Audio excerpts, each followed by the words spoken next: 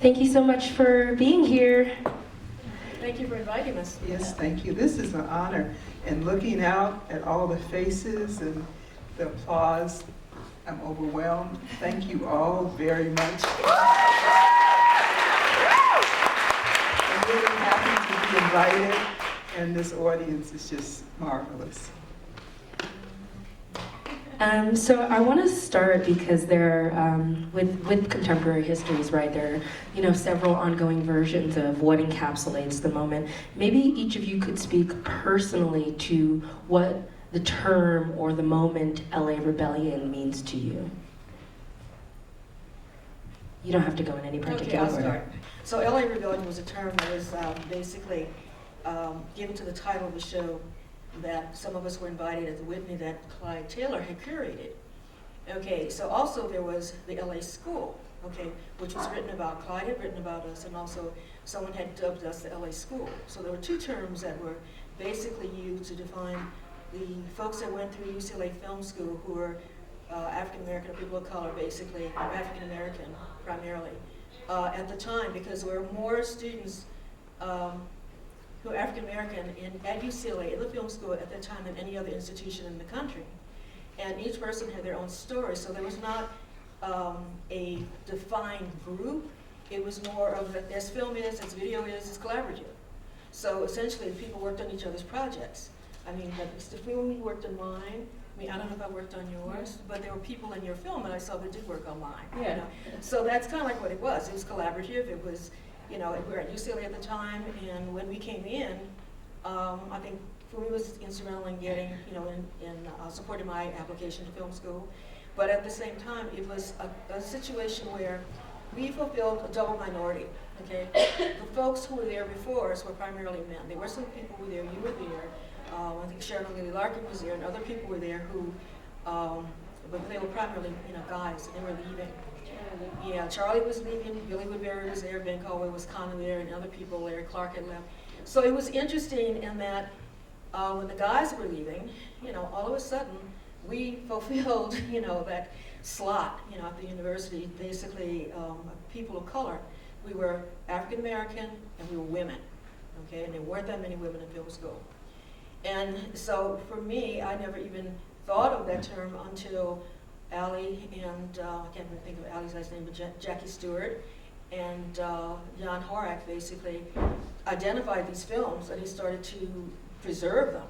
And so, a great number of the films of people who had come through that experience have been restored, and I'm very happy that that happened because my film, Water Ritual, you saw the camera exercise that I shot and basically used video basically to colorize it. But then I decided I need to make a film out of this, and I did a 4-minute, 5-minute black and white 60mm film.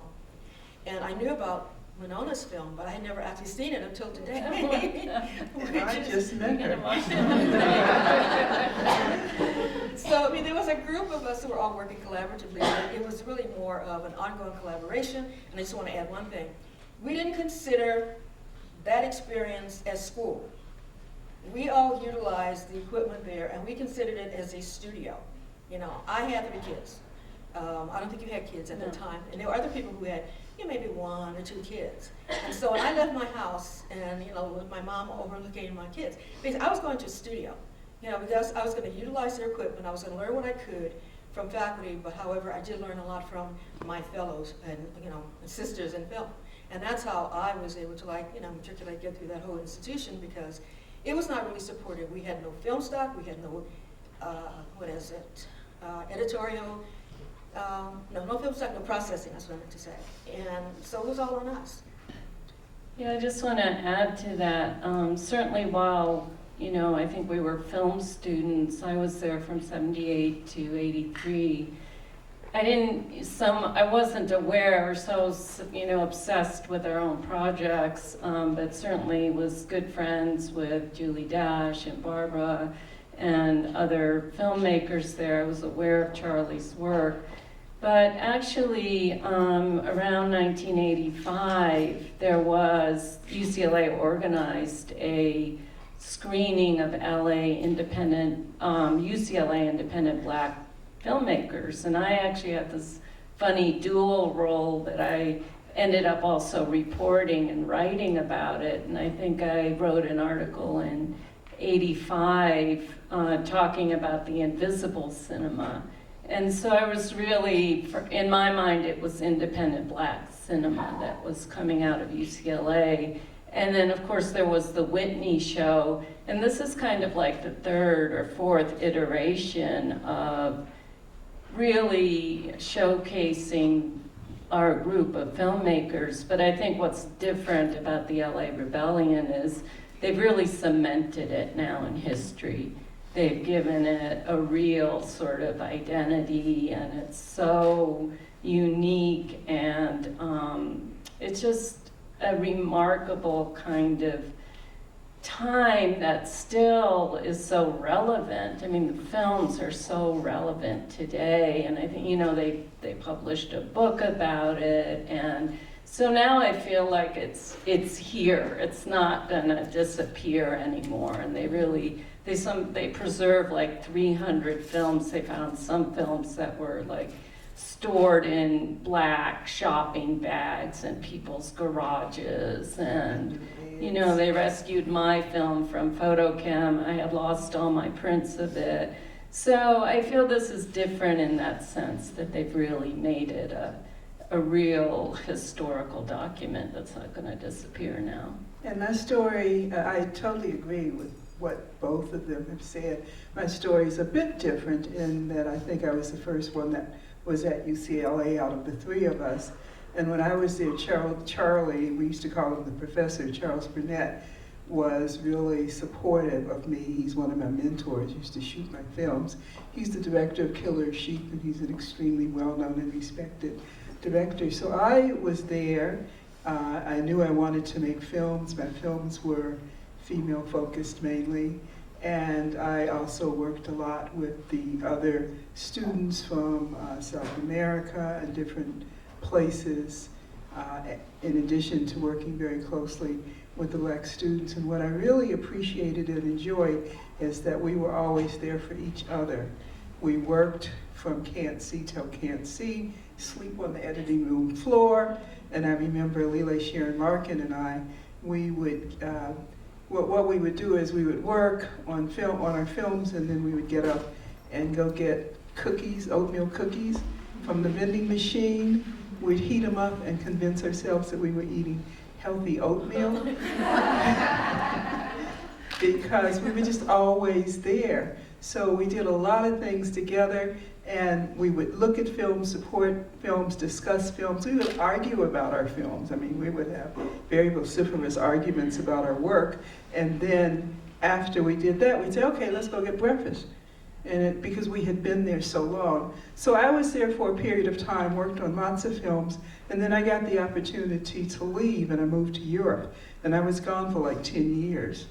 So and I remember right before I left, I had quite a body of work. And I was trying to think of, well, what am I going to do with this work? And I was sitting outside of the theater building, and I was talking to the woman who at the time was head of the new UCLA archives. And I was saying, you know, I've got to get rid of my car and where I live, my apartment, yada, yada, yada. And I've got to figure out what to do with my films. And she said, bring them here and we'll take care of them. And so that's exactly what happened. And off I went, had a great time in Europe, worked with the Berlin Film Festival, came back. Eventually I came back, decided to go back to UCLA, had to reapply, which, you know, my heart was like this when I had to reapply to get back into graduate school at UCLA.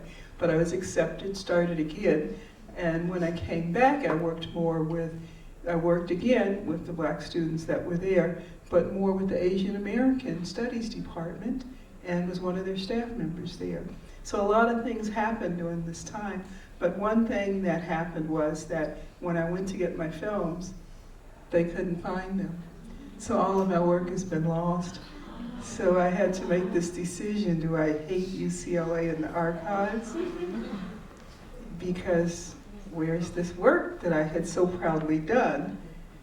And it was gone. And Shirley Clark was one of my mentors, and I had work that I'd done with her and work that she was in. We had many wonderful times.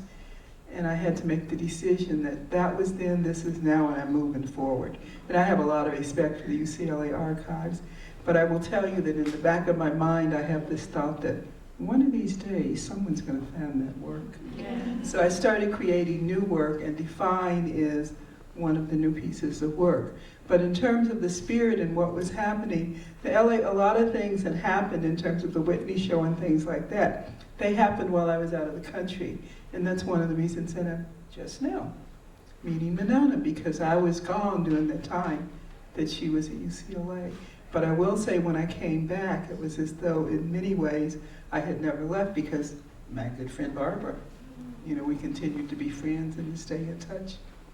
You know, you mentioned Shirley Clark, and I think all of us, can you hear me? Is it working? Yeah. Okay, all of us had an experience with Shirley. Oh, yeah. Yeah, we all had taken Shirley's, television workshop, and what was so good about it was a certain level of benign neglect that went on, okay?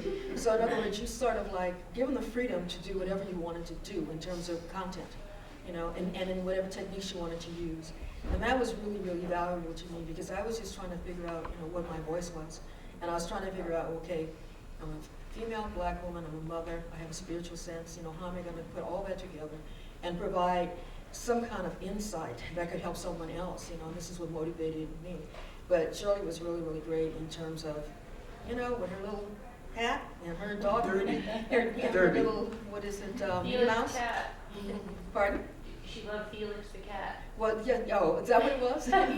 Yeah. And also too, you know, like Minnie Mouse her dog, and basically that was Shirley. And she gave you the freedom to be who you were artistically, and that was like really great for me at that particular point in time in my life. But the other thing about Shirley was that the way UCLA was set up, most of the attention went to the film department. And then when Shirley came, there was more things done on the other end of the building, video, and Shirley was more in the video. And so I, at one point, made the decision that I wanted to learn more about video. And then I went down and started working with Shirley. And it was it's a whole different world, and she was, you know, she would really challenge you to go farther. Well, why is that a problem? You know, and why aren't you doing that? And that was great. I just want to add one short thing. The inmates were running the asylum at UCLA at that time, and Shirley Clark loved that. She loved the chaos of it, and she encouraged us to create more chaos there. So that was part of another piece of it that just made it so unique. Yeah, I want to ask y'all a little bit more about the details of each of your individual chaoses. So particularly some of the things that I notice are kind of like prevalent in all of these films are like either in the content, a very explicit takedown of like what Black people are supposed to do on screen, right? There's this moment, MONONA, in your film that we didn't see, where the main character is like very much thinking, okay, well, I'm gonna add this scene, and they're not gonna know about it, and we're gonna put it in the documentary show so that people can see the real story. And Barbara, obviously, your film Water Ritual, there's the I think one of the responses that you got were, well, people aren't supposed to do that on screen. And this is actually soft porn, and basically, how could you do this? And so the work it did not get shown as much as I would have liked it to have been shown. Even Shopping Bag Spirits, because Shopping Bag Spirits, it's got Betty, it's got all these different people in it. It's Sanga and David, a lot of people in it. But the effort from the archives, basically, to put these things together. And sometimes, really, we have to talk about, Ella Rebellion again? But yeah. Simply because it was the, as my friend Elizabeth said, it's the branding, which has helped us to get our work out, to contemporary audiences. And that, has been really, very valuable to me, because when I go to film festivals and even just, situations where I'm, speaking and showing something, people come up to me and they said, I heard about your film, and they know me. And I'm going like, they wouldn't have known me without LA Rebellion. They would not have known me. Yeah, and then MAKARAH just was like, I always notice so many things each time, but one of the things that I notice is kind of in flux or in conversation with dominant, narrative modalities is Like it's partly like a performance documentation, it's studio performance, it's poetry, it's collage. I'm wondering, in the inspiration phases for each of the projects that y'all screened today, what were some of the things that were in the back of your head that you were kind of working against, and what were some of the things specifically that you were looking to innovate? Well, one thing I can say is for Define was, and it came out of experiences that we, the people in the film, that we had had at UCLA as graduate students. One day I was at the bus and this Latino woman was sitting next to me and we started up a conversation. Turned out that was Elena Cervantes, who now is an extremely well-known muralist in Los Angeles. She's the woman who is blindfolded and the Latina woman in the film. And so we started talking, and she was having a real hard time in the art department. They would say things to her like, well, if I did such and such, would I be a Latino artist? This is the things that her instructors were saying to her. And she was in the art department. And then we met Kelly Hashimoto, the Japanese-American woman who's in the film, and we decided to do a film together, and you know, I'm a filmmaker, we decided to do that. And so the film has been used in many ways. They used to use it at orientation at UCLA to teach about difference, which was very interesting. And it was interesting looking at and listening to what young people would say about what they saw. If you saw the whole film, one of the things that comes up that I would always ask people is whose voice is not there. The answer is Irena's voice is not there. So it was a piece to really talk about how Irena and the rest of us encounter different things in the process of going not only through life, but being at UCLA and being in graduate school. Does that answer your question? Yeah, I think also something that you kind of discussed just now is that there is such a, there's a real multicultural effort to kind of work against white supremacy as it shows up in multiple experiences, right? And then it finds maybe a communication, maybe I think the work is a communication of how each of y'all are experiencing that. But at the same time, like my crew is mainly female. Actually, I think that was all female. And there are white people that we worked with and that worked on this film and were very supportive. Yeah. So, you know, I need to make sure that you're aware of that, yes, we work together, Black students work together, Latino students, we work with them, but we worked with everybody and had great success and camaraderie. I personally want to hear what Monona's experience was, because, Yeah. well, I'm of course familiar with her. We were friends there, Right. but you did a very powerful film, and I never actually saw it until today. Yeah. You know. Yeah, gray area is interesting. I mean, in terms of aesthetic influences, I definitely wanted to use black and white. I was influenced by the neo-realists. I was influenced by Satyajit Ray from India, and that idea of black and white as being gritty and truthful. So I was really going for that. I was also, in terms of pushing the form, really jazzed by getting documentary footage to incorporate into the film. So we filmed a lot in Watts and South Central LA, and all the kids that you saw in those scenes were just kids that we gathered up from the neighborhood. And the kids in the opening scene also. So I was really interested in sort of combining dramatic and documentary form. And then in the casting, several people remarked, I didn't really think about it, but to use a very dark-skinned African-American actress was almost not done. And I was very fortunate. I had this cinematographer who was also in film school, Amy Halpern, and she was just like, it just made her day to light Eve Holloway's face. I mean, she was just really into how to, light those faces to make them come alive. So I felt really lucky that she was like really into that, because that was just not done, kind of. And so there were a lot of influences, and then at the end, when you see that kind of static, that was me going for my experimental moment, you know, because that was what was great about UCLA, and you really see it in Barbara's film and Barbara's work, and MAKARAH's too, is that we were encouraged to find our voice and to be experimental and push the form.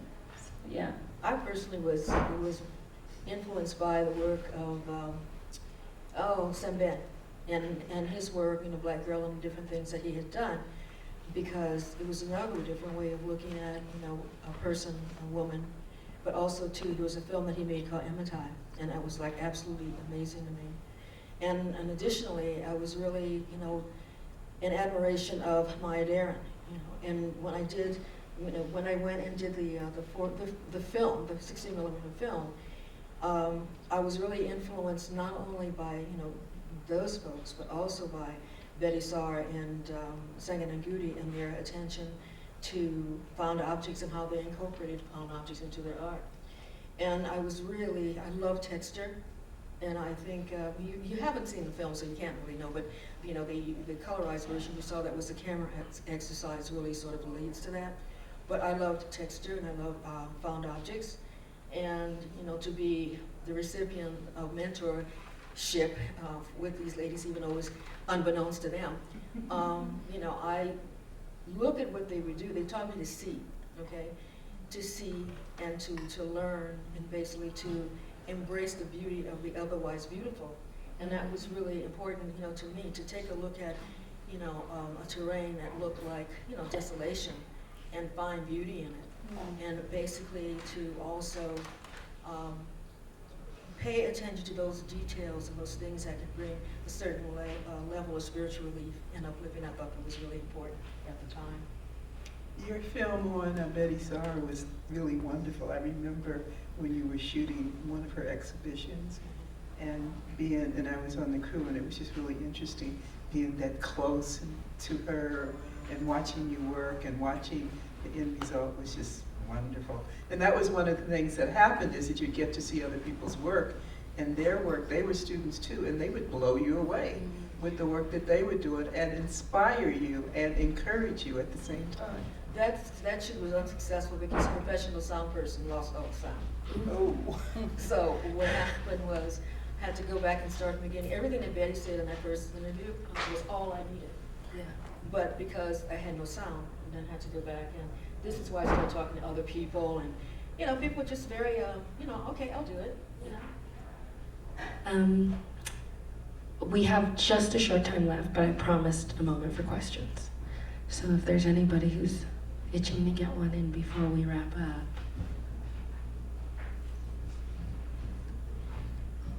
Yeah, there's one back there. Will you please speak loudly? Yeah. Thanks. Barbara, I was wondering how ritual has continued and developed in your work then through now. I can't say that it's been, you know, prevalent in my work anymore. The last piece I did, which took me years, decades to do, was Horace Tapscott Musical Griot. And Musical Griot because he was telling the story of his group in music and verbal form. And so basically, I looked at him as, you know, like an elder and someone to learn from, and he was a very spiritual person. So his ritual really was his playing, you know, his music, and how he basically, you know, conveyed that to other people and helped uplift, and he was a community activist too.